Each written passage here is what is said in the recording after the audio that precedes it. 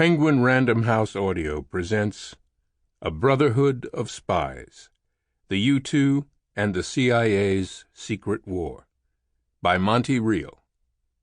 Read for you by Paul Michael. Prologue. May 3rd, 1960. New York City.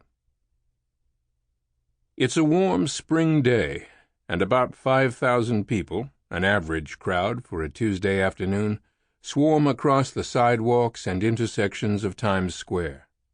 Near 42nd Street, they shoulder past hot dog stands, pause in front of a window display of Stetson hats, and ignore the chattering street vendors with their cheap knives, transistor radios, and miracle powders.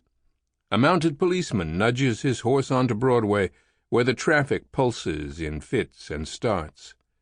The sun is bright yellow and still high enough to reach down between the skyscrapers. The clock hands on the Bond Clothes sign above Broadway say it's not quite 2:15 p.m. Electric advertisements beg for attention, flashing from nearly every building, and their collective message is consistent. The future is right here, right now. The big TWA sign above the square has a newly installed feature: Jets, spelled out in bright red neon. The word hasn't been part of the American vocabulary for long, but it's already inescapable. Sometimes used as a noun, sometimes a verb, sometimes an adjective, and always jazzing up everything it touches with the silvery sheen of modernity. Just over a year ago, a Pan Am 707 made the first coast-to-coast commercial jet flight, and airlines have been tripping over themselves to inaugurate new routes ever since. "Jets to Africa," flashes a sign over Broadway. "Jet your way to Tel Aviv." Speed is the new seduction, and New Yorkers confront it everywhere they turn. In the Willoughby's camera store, there's a sale on Polaroid Speedliner instant cameras, which can spit out prints in less than a minute.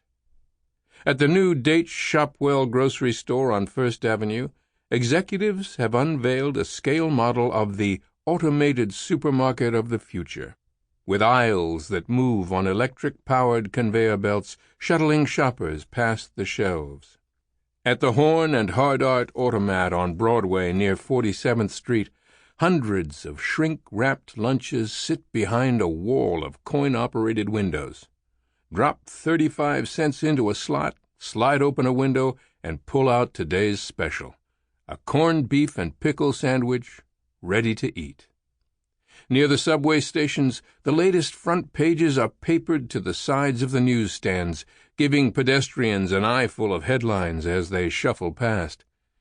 Senator John F. Kennedy is the predicted winner of today's Democratic primaries in Indiana, Ohio, and the District of Columbia. President Eisenhower, with less than a year left in his second term, is scheduled to tour an Army base to inspect America's new Davy Crockett launcher, a contraption that can fire miniaturized nuclear warheads from the back of a Jeep. In sports, the Yankees could jump into first place if they beat the Detroit Tigers. The clock above Times Square flips to 2:15, and in an instant, everything stops. On the observation deck of 30 Rockefeller Plaza, 70 stories above the jostle and throb of the streets, a Chrysler V8 engine mounted on a platform of riveted steel has just revved to life. The engine powers a high-decibel horn, which has begun spinning on its base. It sends an ear-shattering wail over the city, a tone that rises and falls in pitch. Within seconds, 721 smaller-gauge horns, affixed to street lamps, to rooftops, to traffic lights, join in to create a warbling chorus, flooding the city in rolling waves of stereophonic alarm. About 10 miles north, in Claremont Park, a young girl on a wood plank swing had been leaning back and kicking her saddle shoes toward the clear blue sky. but when the sirens reach her, she jumps off the swing and abandons the playground. At the Bronx Zoo, an animal handler pushes hard on the hindquarters of an elephant, trying to force it into an indoor shelter. Inside Yankee Stadium, left-hander Whitey Ford is walking off the pitcher's mound, disappearing into the dugout with the rest of his teammates. The stadium's ushers begin ordering spectators out of the sunny bleacher sections, and most of the 10,255 fans in the park huddle together in the dim concourses.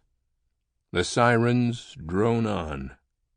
At the First National Bank branch on Lower Broadway, a manager raises his voice above the din. "Wrap it up!" The tellers slam the lids on their cash trays and hurry them into the vault. Inside the Waldorf Astoria Hotel on Park Avenue, the oak-paneled bar, a designated fallout shelter according to a sign by the door, fills up with about 100 men, many of whom take the opportunity to order martinis and highballs. Several women also enter and try to get drinks, but they are politely turned away because ladies are never served at the Waldorf bar. Downtown, on the floor of the New York Stock Exchange, trading stops. Drivers pull their cars to the curb and abandon them. Hundreds of people stream off paralyzed city buses, and in Times Square a human tide pours down the subway stairwells, out of sight. A civil defense policeman monitors it all, and when Times Square is empty of people, he checks his stopwatch. The sirens have been wailing for exactly 1 minute and 49 seconds.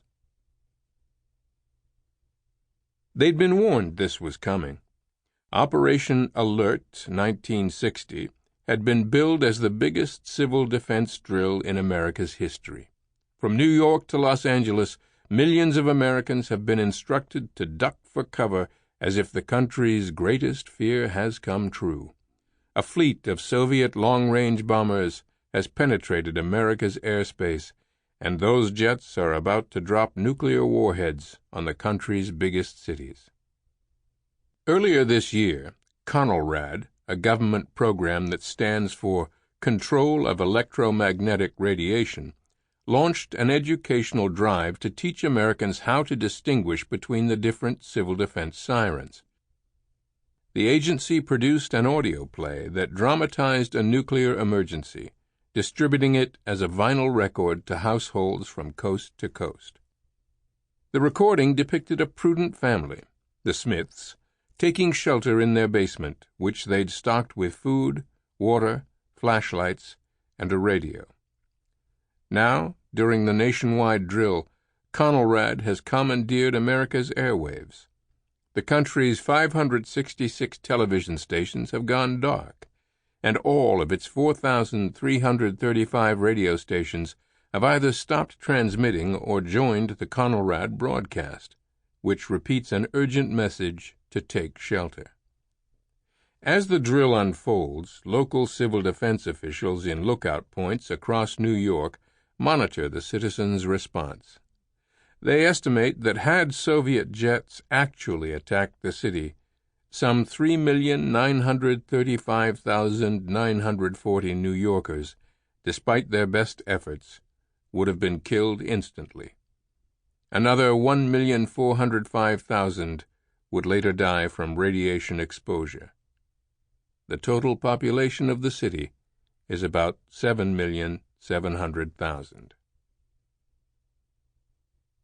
The city remains quiet and oddly still, with the exception of a park next to City Hall, where hundreds of people have united in an act of open defiance, refusing to listen to the officials who urge them to take shelter. Most of them are college students from campuses across the city. One young man sitting next to a tree ignores a policeman's orders, choosing to strum the chords to "We Shall Overcome" on an acoustic guitar. Another student hands out a flyer that says, "Peace is the only defense against nuclear war." Several more carry signs, "Civil defense is futile," and "Remember, there will be no survivors." Sample complete. Ready to continue?